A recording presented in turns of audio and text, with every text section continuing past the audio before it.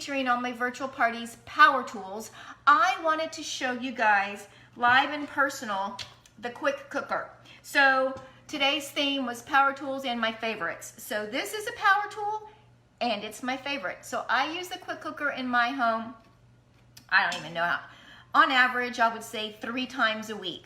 I love that I can get dinner cooked super fast. This particular recipe is actually in the cookbook.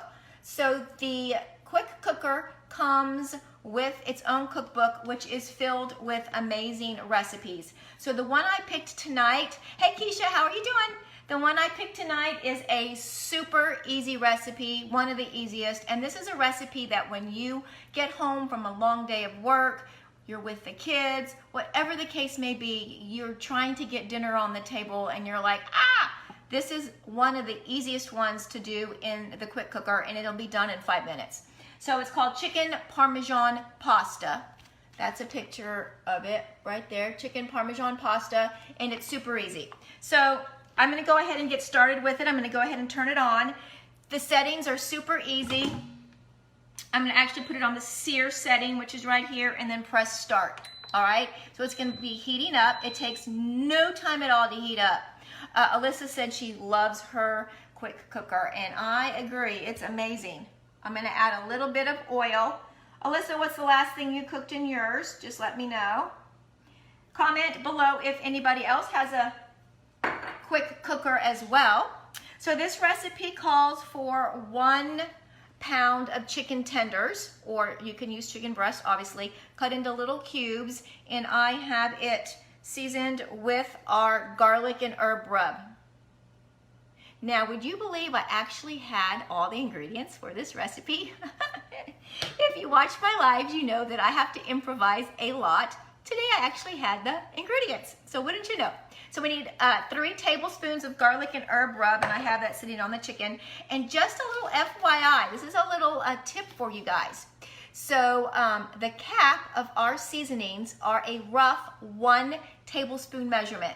So that's pretty handy. If you don't want to get out your measuring spoons, you don't want to dirty something, you just use the cap. It's not a heaping. There's those little lines, the little screw lines for the cap. You just go to that top one. I don't know if you can see, so right there. So just underneath the top of it, and that's a rough 1 tablespoon measurement. It doesn't have to be precise. So I've got my 3 tablespoons dumped in there.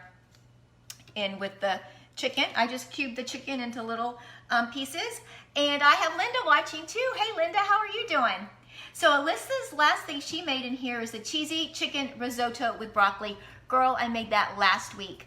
That is a favorite of my family's, and I did it last week and they absolutely love it. All right, so I'm gonna go ahead and add, let me mix this, the seasoning with the chicken, and I'm gonna add it to the quick cooker.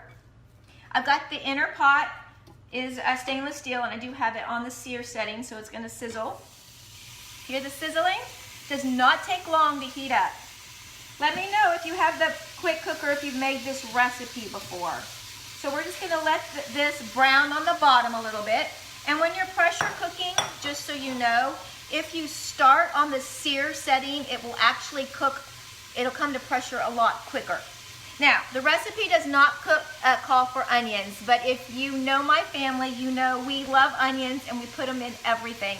So of course I'm gonna put onions in this as well, even though it technically doesn't call for them. So this is our color-coded chef's knife. I'm just gonna rough chop. This is a half of a large onion. Just gonna put it in my manual food processor. I am hoping that you guys can see. I'll move it a little bit better. So the manual food processor is another one of my favorites. Okay, so Francis asked, how did I know if it was heated enough? I just guessed. There's no right answer. I can kind of just tell it was on for a few minutes and I knew. Anyway, so with the manual food processor, your first pump is your hardest pump and you can't be weak and all dainty like. So put a little oomph into it, use a little bit of your muscle. You're just gonna chop it until you get it to the desired consistency that you want.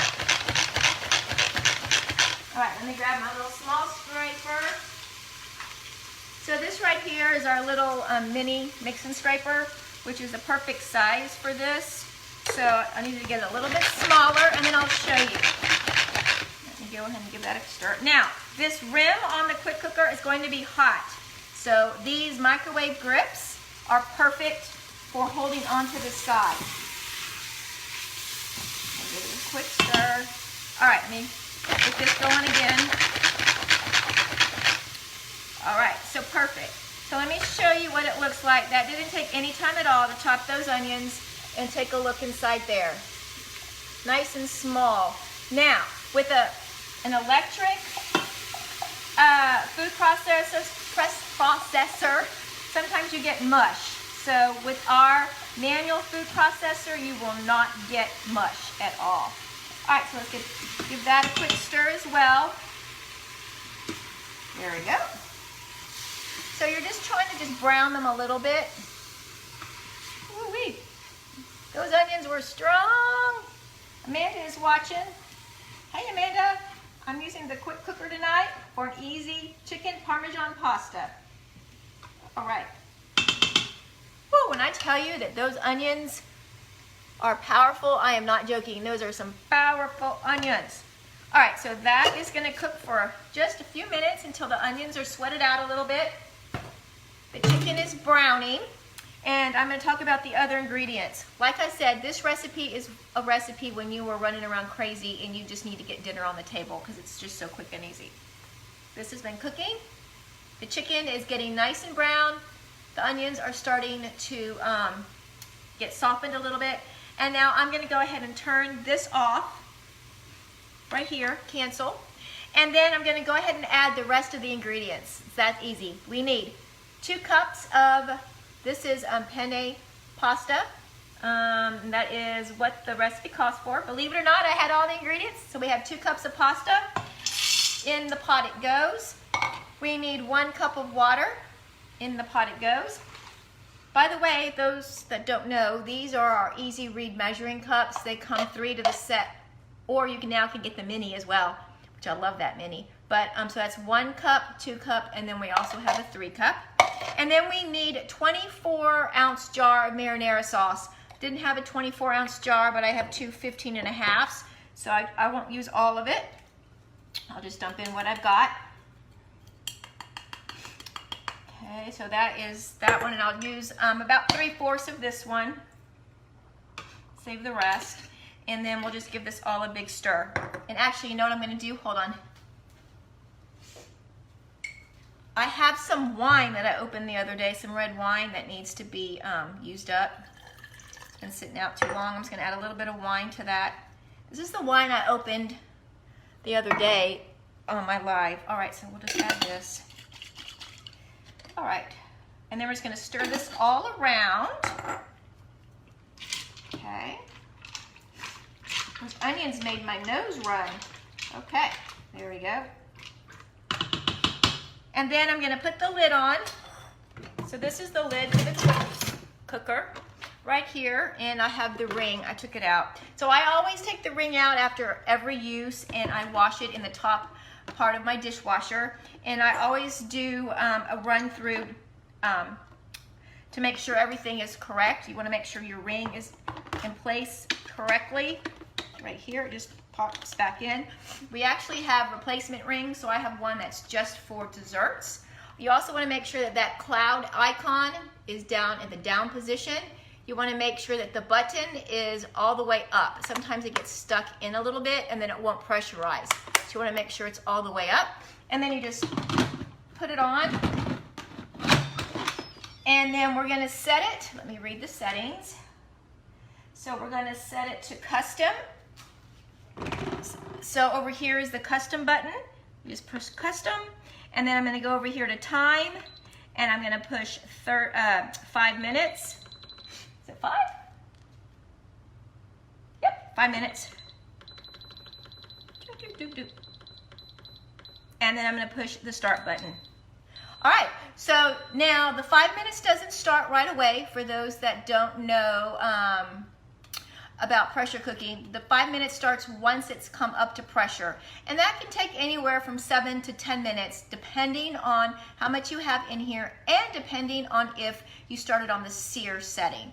So once it does come up to pressure, this red dot will pop up, and then your countdown will start the 5 minutes. Some recipes you do a natural release. In some recipes you press the button to release it right away. This one is a manual release button, so at the end of 5 minutes it'll beep, and then I will push the button at the top to release all the pressure. And then we will add 1 ounce of grated Parmesan cheese. We will add 3/4 of a cup of mozzarella cheese, and you just mix it all together. Oh, cheesy goodness. And another interesting part of this recipe, but I'm not actually going to do it. You melt 1 tablespoon of butter, and you mix that with 3/4 of a cup of panko breadcrumbs, and you sprinkle it on the top. We're not doing that part. So for everyone that is not familiar with our quick cooker, the other settings are steam, slow cook. You can proof bread. We have chicken, pork, seafood, soups and stews. You can do white rice, brown rice, whole grains, beans, soups and chilies, and desserts. So this pressure cooker to me is, amazing. I love that I can cook dinner super fast. Now, if I had forgotten to defrost those chicken tenders, I can still cook them in here as well. So they'll cook along as well. So that's our quick and easy weeknight meal tonight. Remember, if you're watching, let me know whose party you're watching me from so that you can get some additional tickets into the prize drawing. And I also want to know, what do you think of my new lighting gig? So I know I'm getting the glare on my glasses, but if I don't wear my glasses, I can't see. But I think the lighting turned out really well. Hey, Rachel, thanks for watching. Amanda over wine. I can't read what you just wrote. All right, would you clear them from frozen? Dear them? Sear them? Sear them from frozen. No, I wouldn't. I would just cut them up as best as I could from frozen and then just pop it in there, and you just wouldn't have it seared. I don't think you could sear from frozen. So anyway, that's it. So thank you so much for joining me tonight. I hope you guys have a wonderful evening, and I'll see you again real soon. Bye.